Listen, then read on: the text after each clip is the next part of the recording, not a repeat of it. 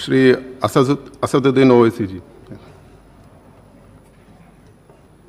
मोहतरम जनाब चेयरमैन साहब, आपका बेहद शुक्रिया कि आपने मुझे एक अहम दस्तूरी तरमीमी बिल पर बोलने का मौका फराहम किया।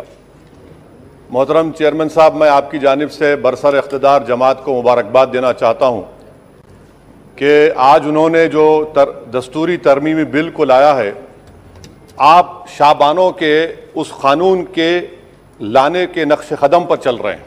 मुबारकबाद देता हूँ आपको और उम्मीद करता हूँ कि इसके बाद बरसर इख्तिदार जमात के जिम्मेदारों की ज़बानों से बार बार शाबानों का जिक्र नहीं होगा, क्योंकि ये आपका दस्तूर में इस बात की इजाज़त है कि सुप्रीम कोर्ट अगर कोई फैसला देता है तो सरकार को इस बात की इजाज़त है कि वो उस फैसले के ऊपर कानून बनाए, जो आपने किया। तो इसलिए मैं कह रहा हूं कि आपने शाबानों की रिवायत को बरकरार रखा, आपको मुबारकबाद।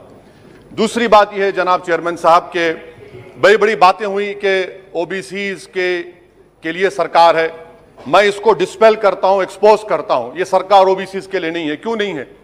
National commission of scheduled caste, national commission of scheduled tribe जो है 338B में उनको जो इख्तियार दिया गया है वो प्लान एंड पार्टिसिपेट करने का।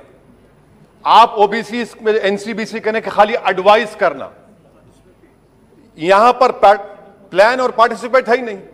तो ये आपका एक्सपोज करता है आपकी हिपोक्रेसी को और आपकी मुनाफिकत को।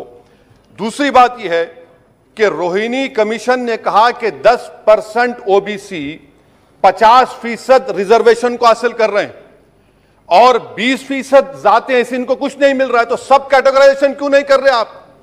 अगर आप ओबीसीज के लिए हैं तो मखसूस कास्ट के लिए आप हैं, आप तमाम ओबीसीज के लिए नहीं है। ये आप ही का रोहिणी कमीशन ने आया है। तो सब कैटेगराइजेशन आप करेंगे नहीं करेंगे?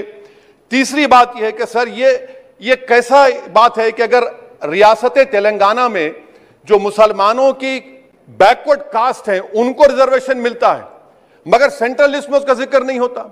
तो एक ऐसा कानूनी मैकेनिज्म बनाने की जरूरत है कि अगर किसी स्टेट और रियासत में वो ये तय करती है कि ये हमारे स्टेट की ओबीसी है तो सेंट्रल लिस्ट में उसका रिफ्लेक्ट होना चाहिए।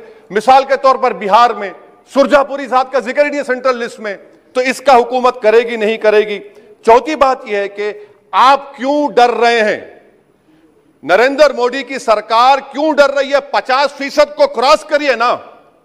जब प्यार किया तो डरना क्या, तोड़ जाइए 50% को। क्यों 50% को डर रहे हैं आप?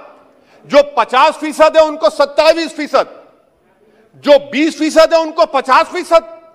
तो आपकी मोहब्बत ओबीसी से नहीं है, आपकी मोहब्बत उनके वोट से है और आपका दिल उन 20% के लिए धड़कता है जिसके लिए आपने 50% तहफ़्फ़ुज़ रिजर्वेशन दी है। यह आपकी हकीकत है। पांचवी बात यह है स्पीकर साहब कि हम हुकूमत से मुतालबा कर रहे हैं कि प्रोएक्टिवली नरेंद्र मोदी की सरकार 50% सीलिंग को तोड़िए, निकलिए। आप क्यों नहीं करना चाहते? करने की जरूरत है, डेटा है, एम्पिरिकल एविडेंस है बैकवर्डनेस का। वो 50%, 27% कैसा दे रही है, गलत है। छठी बात यह है कि सर ये एक सुनहरा मौका है कि आप इस तरह का कानून बनाइए, 50% लिमिट को क्रॉस करिए और ओबीसी समाज से सही मानों में इंसाफ करिए।